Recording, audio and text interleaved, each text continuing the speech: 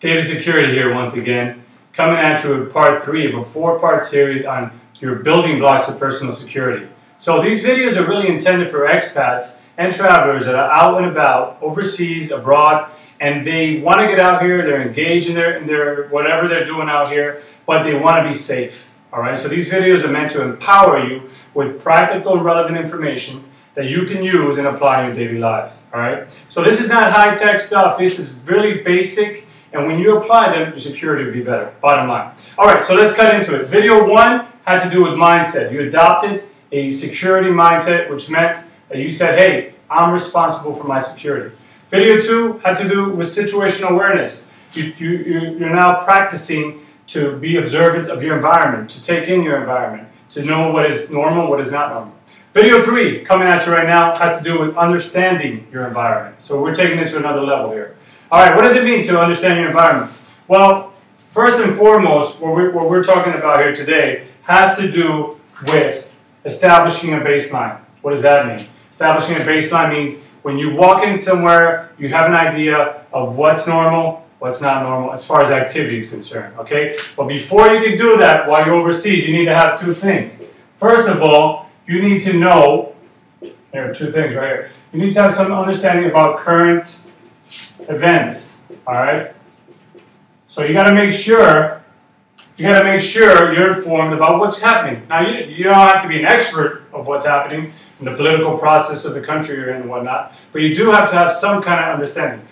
9 times out of 10, Google News will help you in that, all right? You go to Google News, you type in the country you're in, you have a good understanding. If you want to take a step further, you can also read some country reports if you go to your embassy's website. Now, the second thing is you want to have cultural awareness, okay? Cultural awareness. Okay, what does that mean? Cultural awareness is very important, so you can know what's normal, what's not normal. So, for example, in the West, we like to have our distance when we're speaking to people. You come out to North Africa, the Mediterranean, people are closer in together, okay? That's a difference that can change your perception of the situation. So, cultural awareness. You got to have both, okay? You got to have that stream of information coming in so you know what's going on around you, and you have to have that piece of cultural awareness. At the workshop, we teach both, okay? We think they're both important, okay? Understanding your environment. Okay, once you have that piece in place, all right, now you're going into town, you're going in and around town, you're exploring, and you have an ability to establish a baseline. Now, just a side note on your day-to-day things, all right? Do not become predictable, okay? Vary your routes, vary your routines, vary the way you buy stuff, all right? Take note of that, okay?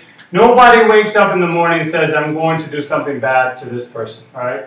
Usually somebody puts some planning into it, all right? Petty crime is something different, but if we're talking about something more serious, all right, in the way of a more serious crime, then there's some planning involved. And planning means they have to have the ability to, quote-unquote, case you, to follow you around. So do not become predictable, folks. All right, so I hope you got something from this, understanding your environment. What does it mean? It means to establish a baseline.